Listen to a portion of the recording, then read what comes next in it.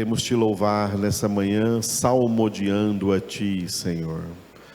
Com as palavras que o Senhor inspirou a esse salmista no Salmo 119, do versículo 49 ao 56.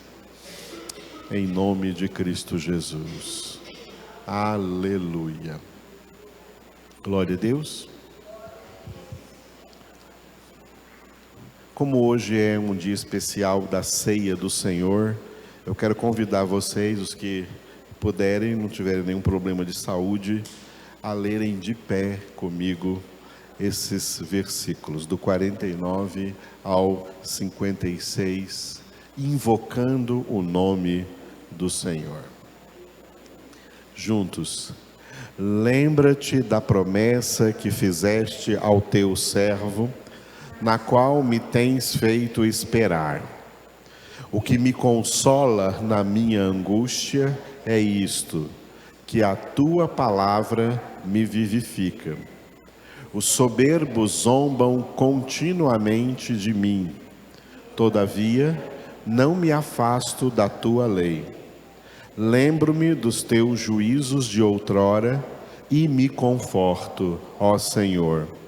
De mim se apoderou a indignação por causa dos pecadores que abandonaram a tua lei. Os teus decretos são motivo dos meus cânticos na casa da minha peregrinação. Lembro-me, Senhor, do teu nome durante a noite e observo a tua lei. Tem-se dado assim comigo, porque guardo os teus preceitos.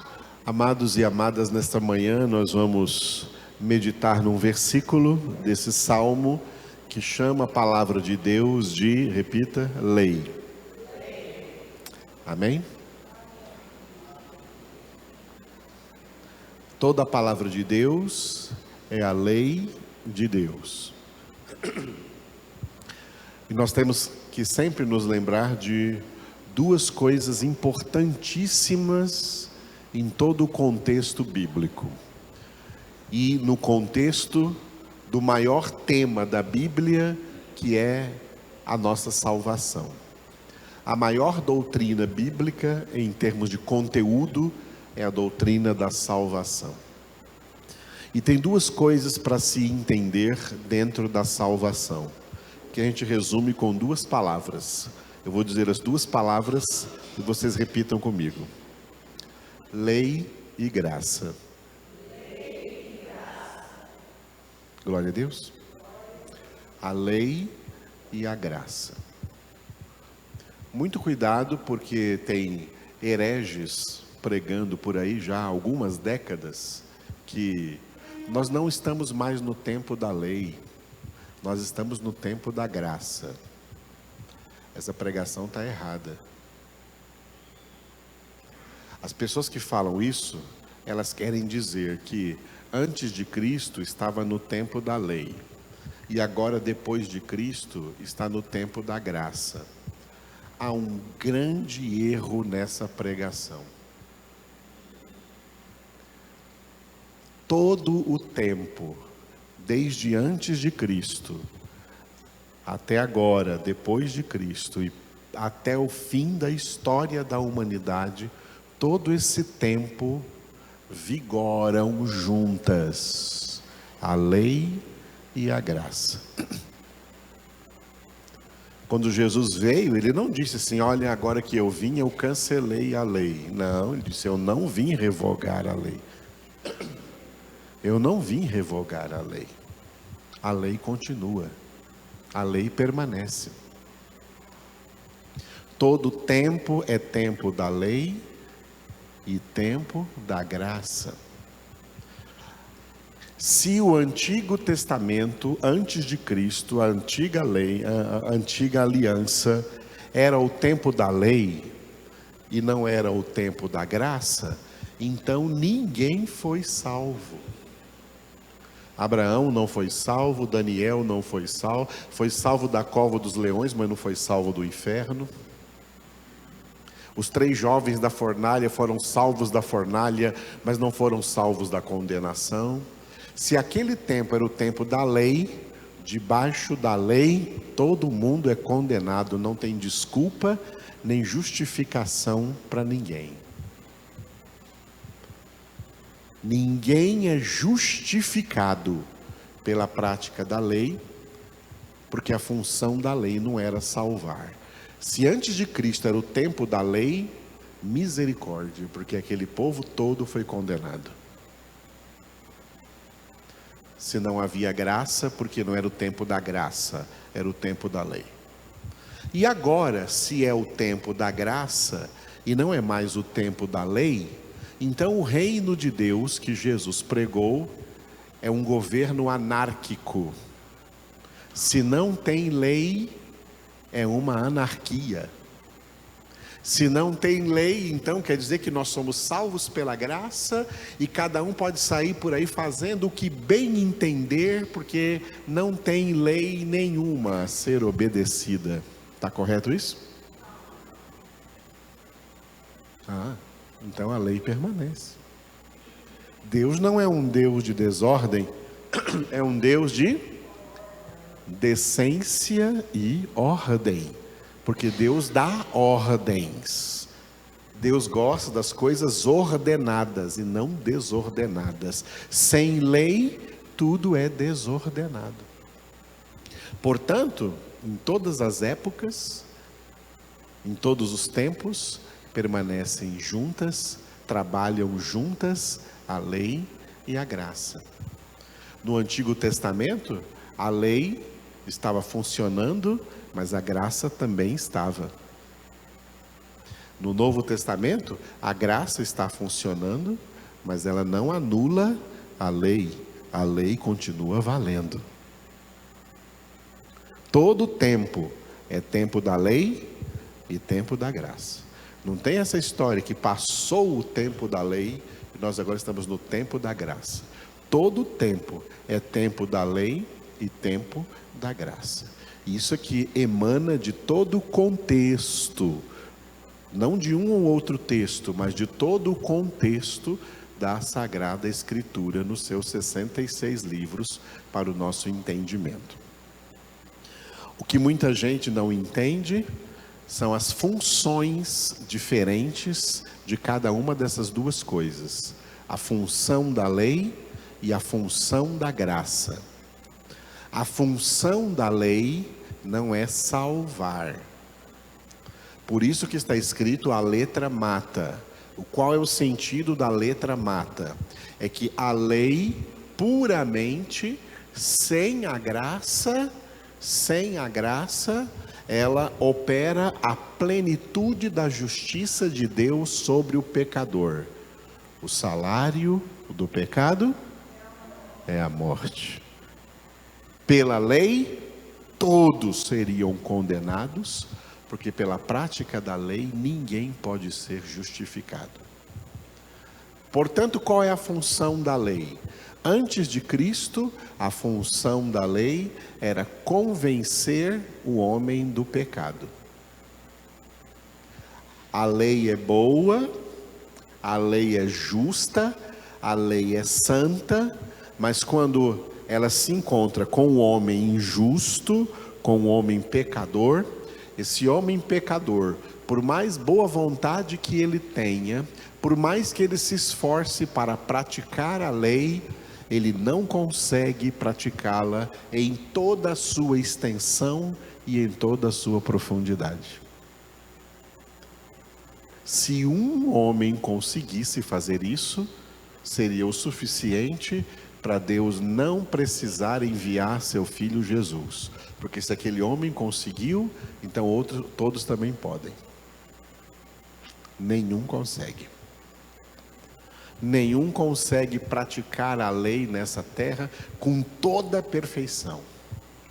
E aí então, as pessoas que iam tentar praticar a lei, iam perceber, iam ver o confronto da lei santa com a sua natureza pecadora, eles então iriam se humilhar diante de Deus: Senhor, Se eu tiver que ser salvo pela prática da tua lei, eu não vou conseguir, não consigo, Senhor.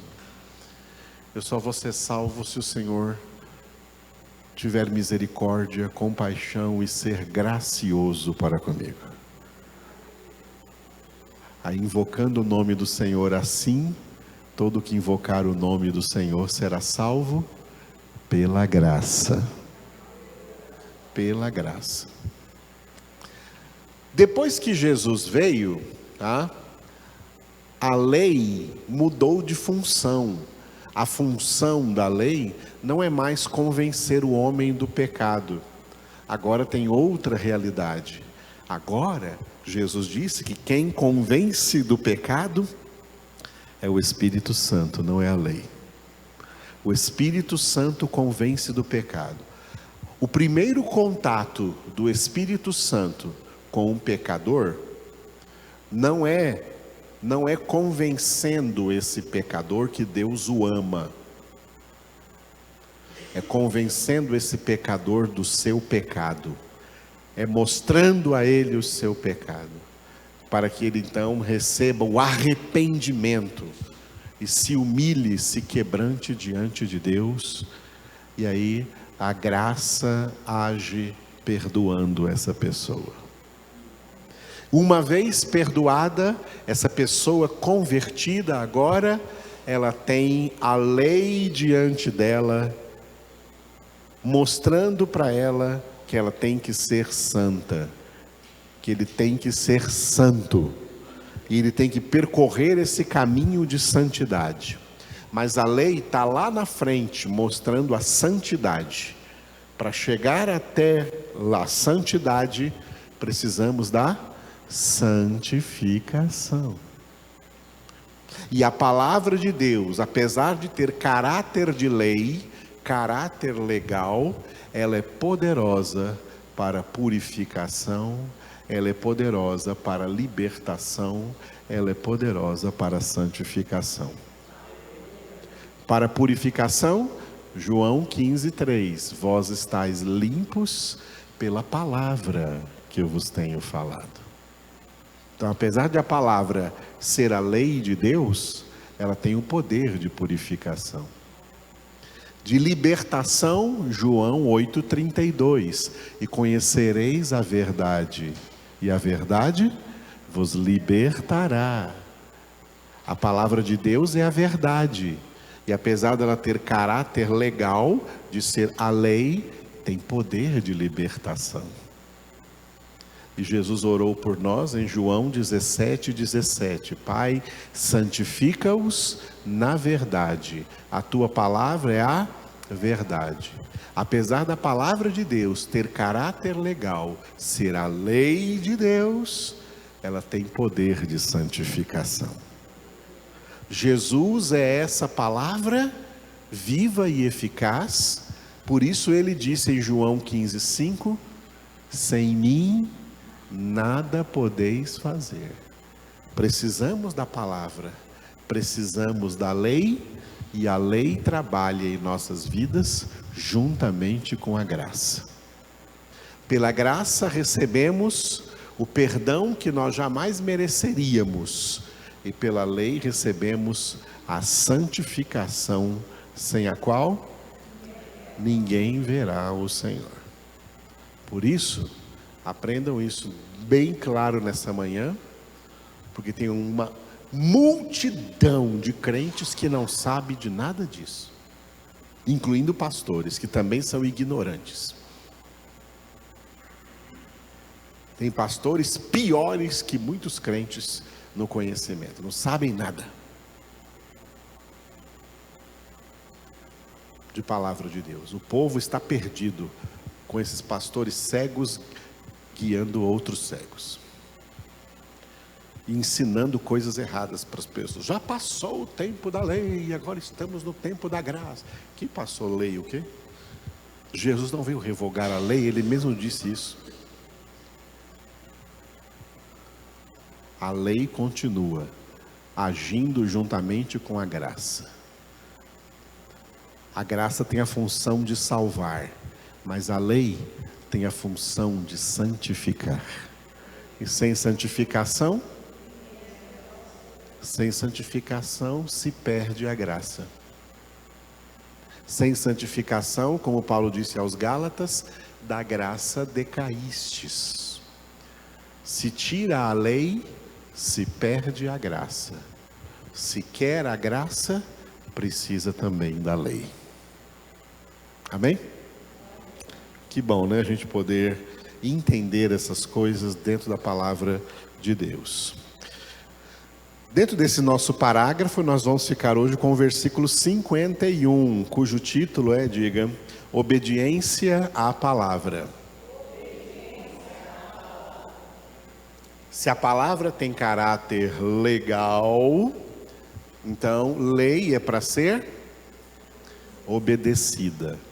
Lei não é para ser questionada. Ah, mas por que eu tenho que fazer isso? Não, esse tipo de questionamento foi inserido nos seres humanos por Satanás, lá no Jardim do Éden, no pecado original. Ah, mas por quê?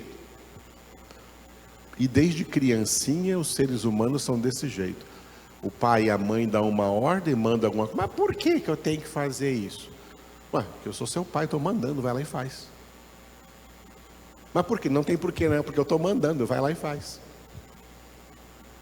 Mas por que não tem porquê, vai lá e faz, eu estou mandando. Lei não é para ser questionada. Lei é para ser obedecida.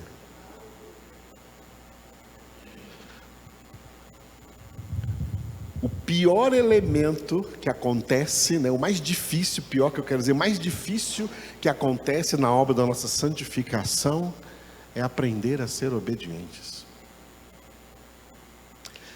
Até Jesus, feito homem na terra, diz a carta aos Hebreus, na carta aos Hebreus, que mesmo sendo santo, perfeito, teve que aprender a obediência pelas coisas que sofreu.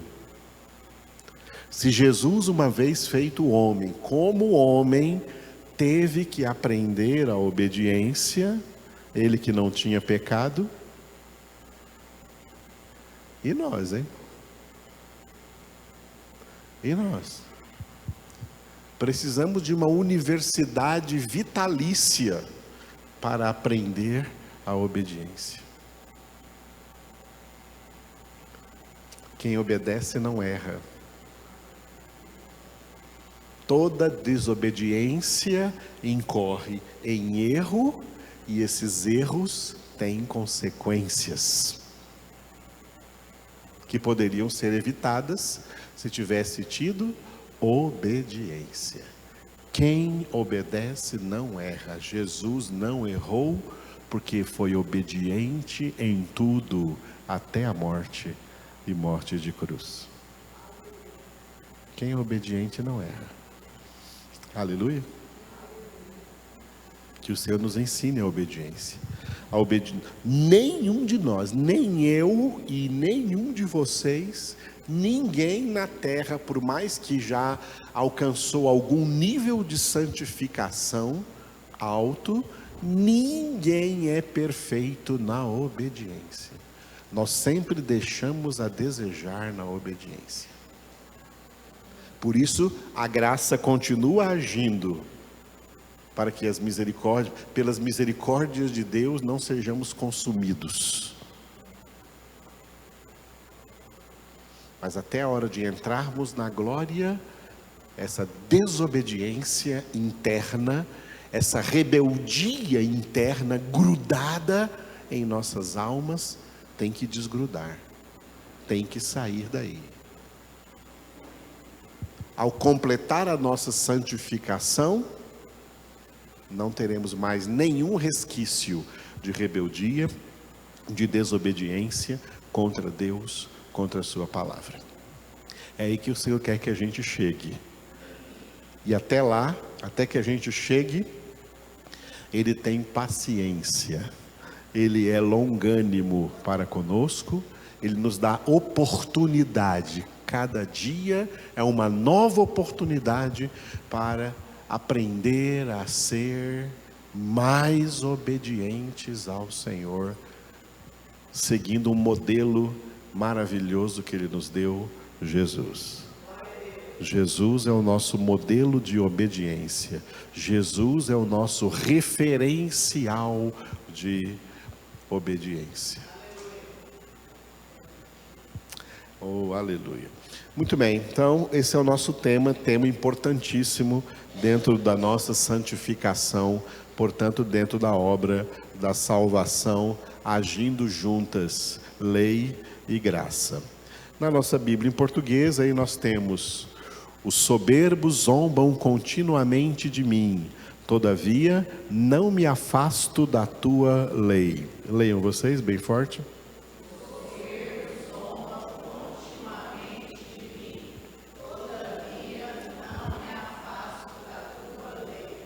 Aleluia. Bom, não tem muita diferença do português para o hebraico, mas o hebraico tem uma ênfase maior. Em hebraico, o autor escreveu com essas letras que vocês estão vendo aí, essas letras bonitas aí. Está escrito assim: Zedim helitsuni od meod mitoratiha lonatiti. Com letras em português, você tem essas palavras aí. Diga Zedim. Zedim é o plural de Zed. Zed em hebraico é soberbo. Zedim é o plural, soberbos. Em português a gente faz o plural com S, não é? Soberbo, soberbos, não é isso? Em hebraico o plural é com im. Em vez de S é im. Zedim é o plural de Zed. Zed, soberbo. Zedim, soberbos. Mas pode ser soberbos, pode ser arrogantes, pode ser prepotentes, pode ser orgulhosos. Tudo isso é uma palavra só em hebraico. Essa aí, Zed no singular, Zedim no plural. Então, os soberbos, tá? Segunda palavra, diga helitsuni. Zelitsuni é zombam de mim. O que os soberbos fazem? Eles zombam de mim.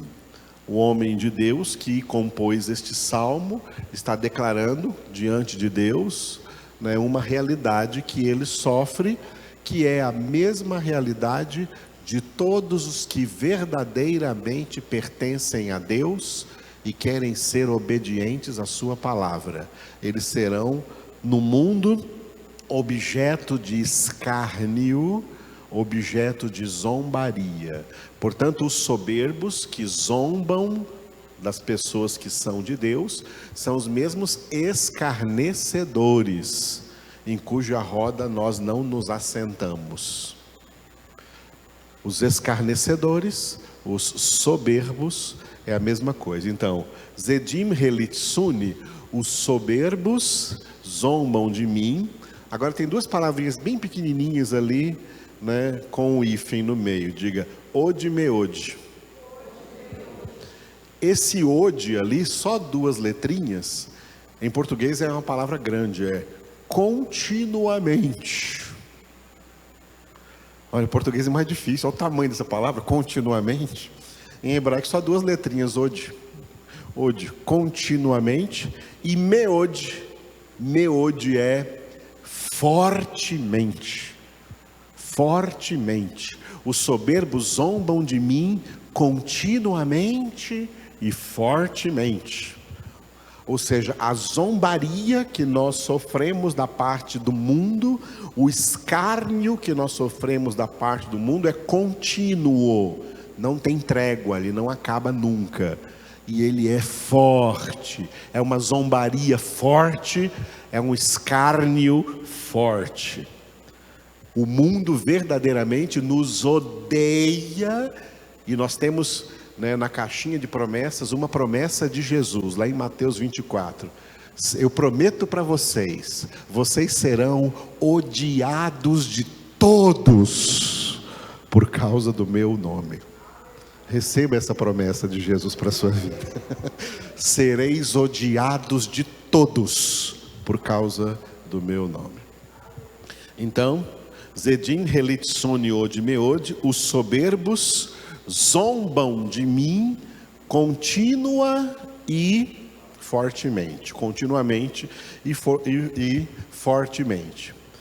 Esse versículo tem um contraste. Quer dizer, no entanto, apesar disso, mitorati, a última frase ali, ó, diga mitoratiha lonatiti.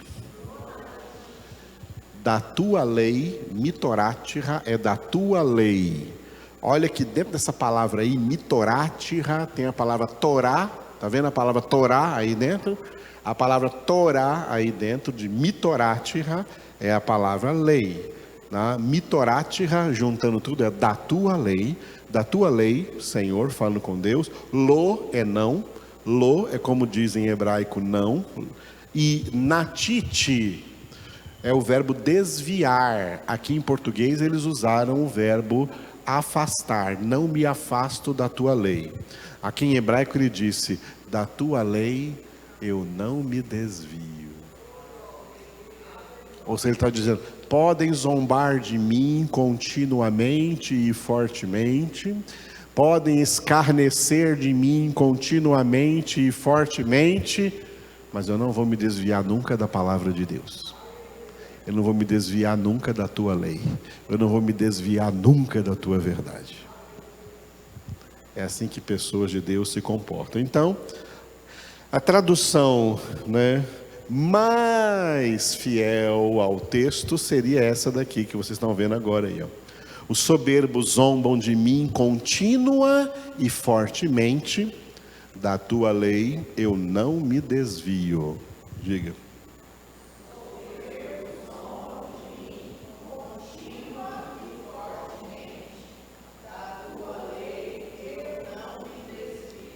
Aleluia. Da tua lei eu não me desvio. A palavra desviar, ela significa sair da via. Desviar significa sair da via. Via. Via é uma palavra que nós temos dentro de rodovia. Via é uma palavra que vem do latim, que em português é caminho. Caminho. Via, uma via é um caminho. Uma viela é um pequeno caminho que abriu ali, uma viela. Uma via é um caminho. No Antigo Testamento, a palavra para caminho é derer. Derer. No Novo Testamento, em grego, é rodós. Rodós. Por isso, quando em português a gente fala a palavra rodovia, é uma palavra, rodovia é uma palavra em português, que a metade dela vem do grego, rodós, e a outra metade vem do latim, via. Juntou o rodós e o via e virou rodovia. Mas rodovia é caminho. Rodo é caminho e via é caminho. Via é caminho.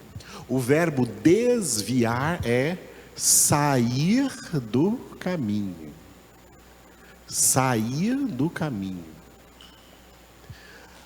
O caminho de Deus é perfeito. Está escrito no Salmo 18. O caminho de Deus é perfeito. A gente canta musiquinha também, né? A palavra do Senhor é poder. O caminho de Deus é perfeito. Porque o caminho de Deus é Jesus. Eu sou o caminho. Esse caminho é a palavra. Eu sou a verdade. E só nesse caminho há vida eterna. Eu sou a vida. Eu sou o caminho, a verdade e a vida. Só que esse caminho é estreito. Porque Jesus disse que esse caminho é estreito. É apertado. Esse caminho é estreito, esse caminho é apertado. Por quê? Tem algumas razões para isso. Primeira razão, porque ninguém anda lado a lado. Não cabe. Já ouviu aquele negócio da fila indiana? É um atrás do outro. É estreito, não cabe dois. Então quem pensa que vai ser salvo, porque tem algum companheiro aí, irmão ou irmã lhe ajudando, está perdido. Não tem não. Você tem que andar nesse caminho com as suas próprias pernas. Com a sabedoria que você recebe de Deus. Com o conhecimento que você recebe de Deus. É por isso que se diz que a salvação é individual. Eu trocaria a palavra individual por pessoal. Cada um, pessoalmente, tem que dar os passos nesse caminho com as próprias pernas. Gente que precisa de outros para ficar no caminho, e se outros pararem de ajudá-lo, ele sai do caminho, isso não é tipo de crente que vai para o céu. Se precisa de alguém toda hora trazendo você para o caminho, mandando você ficar no caminho, mantendo você no caminho, porque se não tiver alguém ali colocando pilha, dando corda em você, você por si mesmo se afasta, se desvia, sai do caminho, você não é uma pessoa apta para entrar no reino de Deus. No reino de Deus, tá? No reino de Deus nós não usamos as setas, porque não vamos virar nem para a direita nem para a esquerda. Não usamos o retrovisor, porque não olhamos para trás. E não usamos a ré, porque nós só vamos em frente. Percorrei a carreira que está proposta, olhando firmemente para Jesus, que é o autor e consumador da nossa fé. Nós olhamos para frente. Nem para os lados, nem para trás. Quem põe a mão no arado e olha para trás, não é digno do reino de Deus. Quem que olhou para trás? Todas as pessoas que saíram do Egito, olharam para trás. Quando estavam no deserto, rumo à terra prometida, rumo à terra de Canaã, ao invés de manterem-se fiéis a Deus, eles ficaram com saudades do Egito, ficaram com saudades do cheiro das cebolas e dos alhos, das panelas de carne que eles comiam no Egito. Esse é o tipo de crente que está no caminho, mas ele quer olhar para trás, porque ele sente saudade da onde Deus o tirou. Deus o tirou do mundo, Deus o tirou do império das trevas, Deus o tirou do domínio de Satanás. Esses dias um crente que eu conheci apareceu aqui no meu Facebook aqui, né? Bebendo todas numa boate cheia de mulher pelada. Era um crente que eu conheço e vocês todos conhecem também, mas não vou dizer quem é na fera. E estava nessa boate. Aí já que ele apareceu no meu Facebook, eu coloquei assim: só trevas e domínio de Satanás, hein? Mandei essa mensagem para ele. São esses crentes, como aquele povo do Egito, que Deus se desgostou tanto deles, Deus se irou tanto com eles, que eles morreram no deserto e não entraram na terra de Canaã. Deus os fez morrer no deserto. Isso acontece com quem olha para trás. Não tem nada para vermos nem à direita e nem à esquerda do caminho. Nada. A não ser gente caindo. Salmo 91, versículo 7. Nesse salmo Deus está falando com a pessoa que está no caminho. Tá? 1000 caem ao teu lado, esse lado é o lado esquerdo, e 10.000 à tua direita. Tu não serás atingido. Tu não serás atingido se permaneceres no caminho. Desviou para a esquerda, vai cair. Desviou para a direita, vai cair. Esquerda e direita é queda. Deus não é de direita nem de esquerda. Deus é soberano. E traçou para nós um caminho reto. O caminho reto é Jesus. O caminho reto é a palavra. A esquerda e a direita só tem queda. Só tem gente caindo. Para tu não seres atingido, tem que permanecer no caminho. E por isso Jesus usou 8 vezes o verbo permanecer em João capítulo 15. Permanecei em mim, permanecei em mim, permanecei em mim. Se o ramo permanecer na videira, ele vai dar o seu fruto. Se permanecerdes em mim e as minhas palavras permanecerem em vós, pedireis o que quiserdes e vos será feito. Permanecei no meu amor, como eu permaneço no amor do meu Pai. Permanecei no meu amor. Permanecer. Permanecer. Dentro do verbo permanecer, eu gosto muito de línguas, de estudar línguas, por isso que eu sei essas coisas. Dentro do verbo permanecer, tem a palavra mane, permanecer, permanecer. A palavra mane, dentro do verbo permanecer, é o verbo ficar. Permanecer é per é uma preposição. Perseverar em ficar, ou seja, se mantenha, fique no caminho, não saia do caminho, não se desvie do caminho. Todas as tentações na sua vida são para tirar você do caminho, e 1 milímetro fora do caminho já é desvio.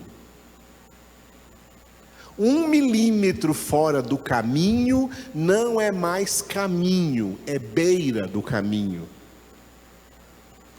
E as sementes que caem à beira do caminho, os pássaros levam. A palavra naqueles que estão na beira do caminho, o diabo vem e tira deles. Porque eles não estão no caminho, eles estão à beira do caminho. 1 milímetro desviado do caminho, já é à beira do caminho, aonde o diabo tira a palavra de Deus de dentro da sua vida, e você morre espiritualmente. Tudo que acontece nesse mundo, o que esse mundo apresenta para nós, o shopping center de Satanás nesse mundo, é para desviar você do caminho. Começa desviando a sua atenção de Cristo, da palavra, tirando os seus olhos de Cristo para você olhar para outra coisa, algo mais colorido, algo mais bonito, algo que mexa com as suas emoções, né? Algo que traga assim uma promessa falsa de felicidade, mas você acredita que é verdadeira. Foi por isso que Jesus disse, Mateus 26:41, vigiai e orai para que não entreis em tentação. Entrar em tentação é desviar. Por isso, quando Jesus resumiu a doutrina bíblica da oração no Pai Nosso, ele terminou com esses 2 pedidos: não nos deixes cair em tentação, mas livra-nos do mal. O mal ali não é qualquer tipo de mal, o mal ali é o diabo. Livra-nos do maligno, livra-nos do diabo, livra-nos do tentador. E é por isso que o apóstolo Paulo escreveu em Efésios 6, que a nossa luta aqui nesse mundo, enquanto estamos no caminho, a nossa luta não é contra seres humanos, não é contra pessoas de carne e sangue, é esse o significado. É contra os principados e potestades do mal, contra os espíritos malignos neste mundo tenebroso. contra as forças espirituais do mal nas regiões celestiais, contra, Efésios 2:2, o príncipe da potestade do ar, que é o espírito que atua em todas as pessoas, sem exceção, que estiverem fora da palavra, fora da verdade, fora do caminho. O Espírito Santo é o Espírito que atua naqueles que estão no caminho, conduzindo-os a toda a verdade, conduzindo-os a toda a palavra. Esse caminho é estreito. O da perdição é largo. Vai para a direita que é largo, vai para a esquerda que é largo, vai para trás que é largo. Mas Cristo é o caminho estreito que conduz à vida eterna com Deus. É neste caminho que fomos colocados, para nele permanecermos, para nele perseverarmos, porque somente aquele que perseverar até o fim, esse será salvo.